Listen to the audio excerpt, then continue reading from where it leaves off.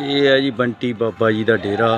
ਇੱਥੇ 22 ਤਰੀਕ ਨੂੰ ਤੇ 23 ਨੂੰ ਵੱਡੇ ਨਾਮੀ ਸਿੰਗਰਾਂ ਨੇ ਆਉਣਾ, ਜਿਵੇਂ ਕਿ ਮਾਸਟਰ ਸਲੀਮ ਤੇ ਹੰਸਰਾਜ ਹੰਸ ਜੀ ਤੇ ਬਹੁਤ ਵੱਡੇ ਵੱਡੇ ਕਲਾਕਾਰਾਂ ਨੇ ਆਉਣਾ। ਇੱਥੇ ਪੂਰਾ ਇਕੱਠ ਹੁੰਦਾ, ਸਾਰਾ ਭਰਿਆ ਹੁੰਦਾ ਤੇ ਕਵਾਲੀਆਂ ਇੱਥੇ ਚੱਲਦੀਆਂ ਨੇ। ਇਹਦਾ ਜੋ ਵੀ ਹਾਊਸਕੀਪਿੰਗ ਦਾ ਕੰਮ ਆ, ਬਾਬੇ ਦੀ ਕਿਰਪਾ ਨਾਲ ਬਾਬਾ ਜੀ ਨੇ ਮਿਹਰ ਕੀਤੀ ਸਾਡੇ ਕੋਲੇ ਆ।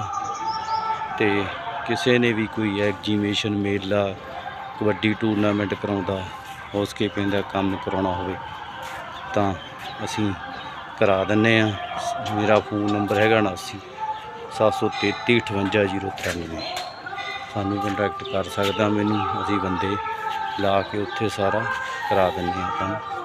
ਬਾਬਾ ਜੀ ਨੇ ਵੀ ਸਾਡੇ ਨਾਲ ਇੱਥੇ ਰਾਬਤਾ ਕੀਤਾ ਤੇ ਅਸੀਂ ਬਾਬਾ ਜੀ ਨੂੰ ਮਿਲੇ ਆ ਕੇ ਬਾਬਾ ਜੀ ਨੇ ਸਾਨੂੰ ਸੇਵਾ ਦਾ ਮੌਕਾ ਦਿੱਤਾ।